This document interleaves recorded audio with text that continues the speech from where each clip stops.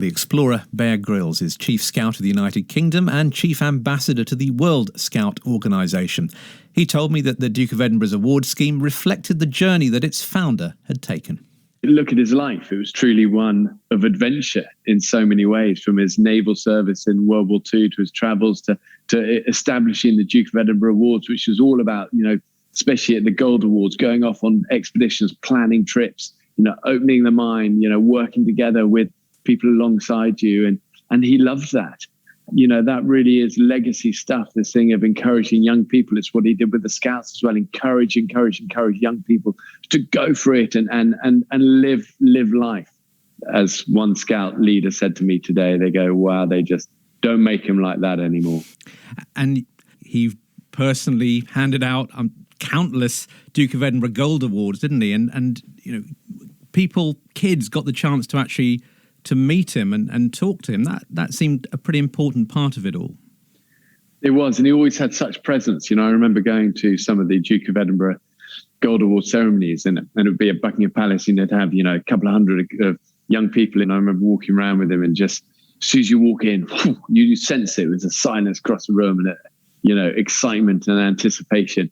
And yet he'd always just instantly bring it down to earth with a funny little quip or offhand comment and get straight into chatting to the young people. And, that's something you can't learn.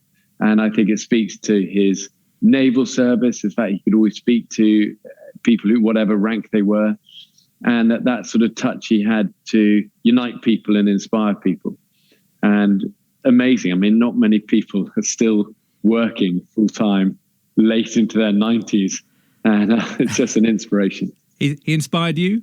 Of course, yeah. He was a total inspiration for me in the sense that it was always about encouraging other people and encouraging and empowering young people to get out there and live their lives with, eyes wide open and full of anticipation and excitement and service, and knowing the power of service and helping people.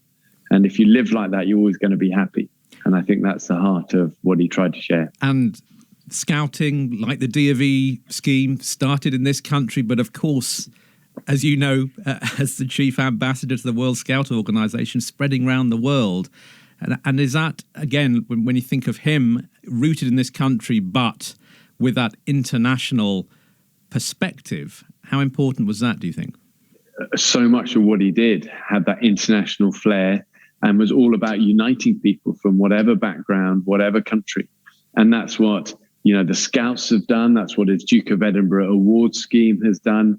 And it's amazing to see. It's like in life, you sow seeds and you see fruit, and he's just done that. He sowed good things, and you're going to see the legacy of that in millions and millions of young people in hundreds of different countries around the world who've grown up with the values of exploration and endeavor and friendships and adventure. Bear Grylls. Well, world leaders have been expressing their condolences.